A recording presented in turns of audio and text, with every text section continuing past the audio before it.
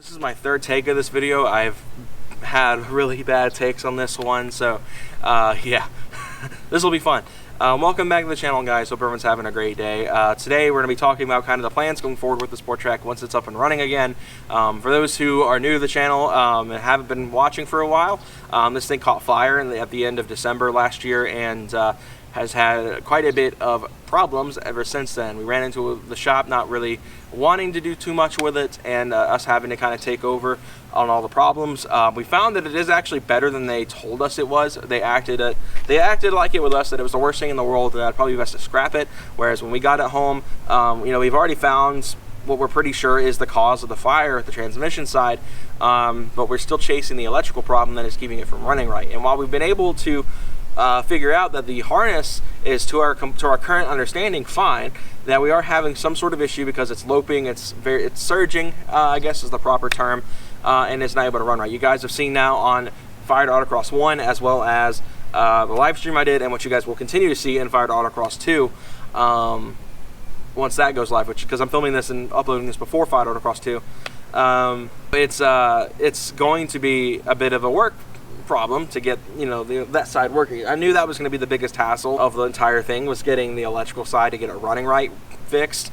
We thought we were onto something with the ignition coil, and obviously we weren't, so we're kind of having to figure this out. But anyway, the future plans going forward, obviously getting it running is the main priority, so I don't care if it looks like this for a while and it looks kind of rough as it sits, but getting it running first and getting it driving is my main priority. I fully intend on getting a different job once that happens. I've been working under my mom for several years now, but work has been short due to our current global situation, and I figure that I'd rather get a job that'll pay more and will be more constant, that I can use towards, you know, getting this bulletproofed and or buying a new car to either go with it or replace it. I haven't decided yet. Obviously, I've got a lot of cars in mind, and it depends on what route I go, what cars I will look at, if and when that comes to fruition. My main focus right now is getting this sorted mechanically and getting it to where I want it to be, getting it the setup I want, getting everything dialed in perfect. So let's talk about cosmetics first, because I feel like this is going to be something that's going to get a lot of questions, and that's the wrap. I've gotten so many questions with the wrap since I got it, and I fully intended to have it done long ago by now. But schedules just haven't lined up. It was a busy year last year moving to this house and restoring it after the previous tenants destroyed it. We've had to kind of pick it up and fix it, which is also obviously taking a lot of time away from, you know, getting this set up for a wrap. I originally intended to have this done a long time ago, but it's just been getting pushed back further and further because of house problems, and now this catching fire and damaging itself and having to fix it. My original intention was to use the money that is going to fix this thing to put the wrap on it. But of course, it was just like, nah, you thought, and then just catches fire on me, and I lose my car for now 3 months and some change. And it's been such a fun experience, yeah. But the wrap, as far as everything still stands, as long as I still have this truck, the wrap will go on. The moment it leaves, if it's not on by then, I probably will just sell the wrap on the side and make my money back because it's untouched. I could probably get the money I spent on it back because it's a very high demand color right now. In fact, the color I've picked, which I'm still not revealing, other YouTubers have already used, so that's your only hint that for what color the truck it will be once it's wrapped, is the other YouTubers have used this color before. And that leaves a lot of people because there's plenty of cars on YouTube that have been wrapped. But as far as everything goes with it, you know, the wrap is still on my radar of things to take care of. I've got a lot of other cosmetic stuff like the windshield banner and the racing numbers that are on the radars as well, but the racing numbers at least are going to be done after this is wrapped, unless I get the magnetic ones, because I can get magnetic ones. My mom wants to try to tackle it though, so she might take her shot at it, and then those will obviously be vinyl, which means those will probably go on after the wrap is done. But like I said, if this thing leaves for any reason whatsoever in the next time frame until it's done, I'll probably just sell the wrap separately, and you guys get to see the color when that happens. Because I don't really think that color will fit any of the cars I've been looking at as cars I would buy feasibly. A lot of the cars I'd buy would probably be brighter colors, you know, something like a yellow. But you know, obviously the color I picked just doesn't really fit much other than this, and you know, certain other cars. but including the car that has this color, even though I bought this wrap before that car got revealed. Again, those are your hints. But as far as wrap goes, I've gotten lots of questions about it. Lots of people ask about if it's still happening, if at all. It is still in the cards. I just have to get this running right first. I've said before, because people have asked me about it already, and I said, you know, I got to get it running before it looks pretty, you know. So that's kind of the focus. Like I said, it's just getting it running, and then the wrap will kind of fall in after all the mechanical problems I talk about in a minute are, all those bugs are squished. So mechanically, my biggest thing after the transmission replacement is done, air conditioning. I need my AC, because I'm very just a hot natured. I guess hot natured is the correct term. I like to be cold, but Hi B, how's it going? You want to go away? I'm recording here. You're distracting me. I'd like you guys to meet the bumblebee. If you guys can actually see it. It's my friend Jeff. I've known him for 30 seconds. He's a really cool guy. Anyway, I'm terrified of bees, fun fact. But yeah, the main focus is getting it fixed and running right, getting the mechanical side done, crank pulley, air conditioning, because I really just want my AC. I hate being high, and last summer was a nightmare in this thing because I was just sweltering. I like having AC. I like being cold, so I'd like to have my AC for this summer for sure. It's already been a hot March. I'm scared to see how hot it's going to be in like July and August. So I'd like to have air conditioning.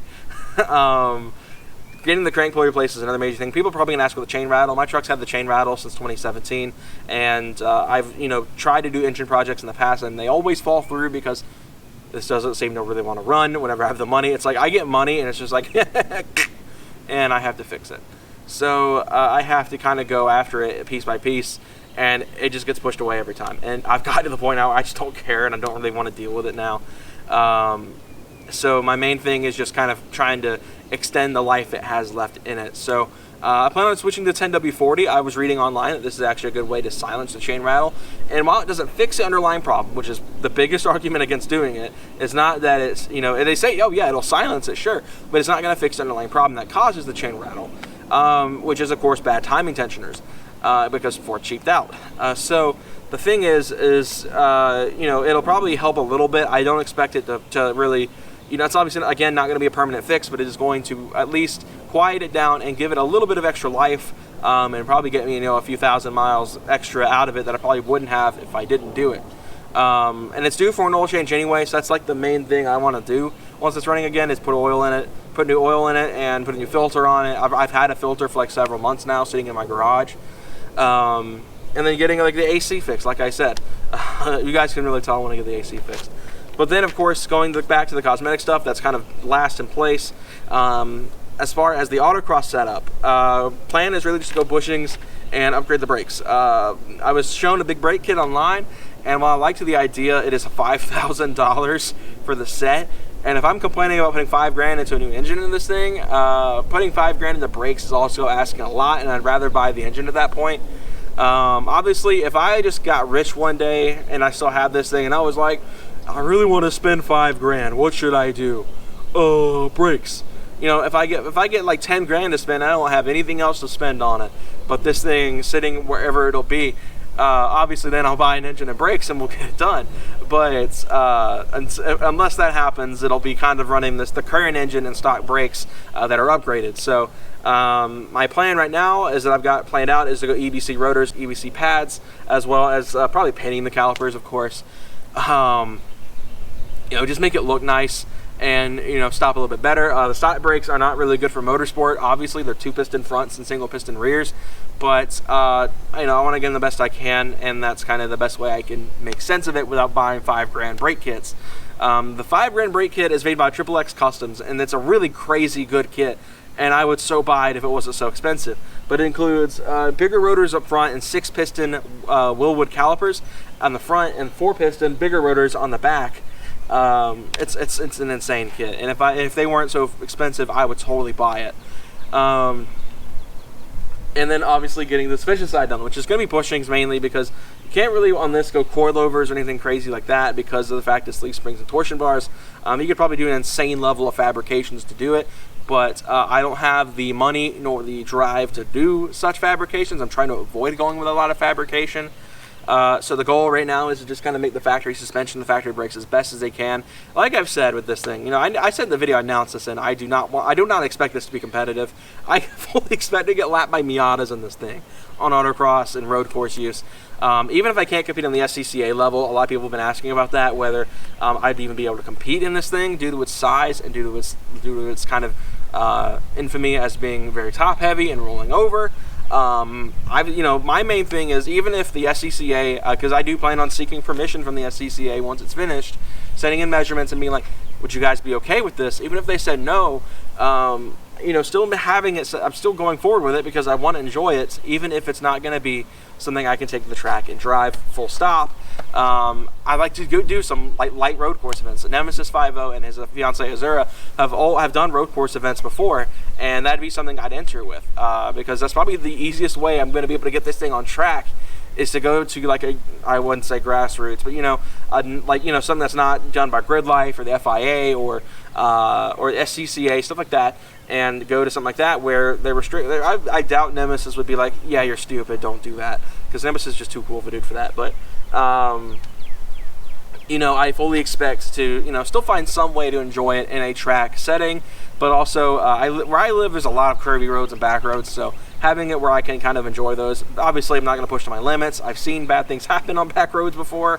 Some of you guys might remember from a couple years ago. I have zero intentions of pushing this thing that hard, but having something that is just going to be kind of fun and agile for its size is kind of my main goal. So at the end of the day, that's kind of that. As far as the truck goes, we're not going to go forced induction on it or anything like that anymore. I had fully committed to doing that, but I think that unless I just, again, have tons of money sitting around to do something like that with it, I don't really want to invest that kind of money.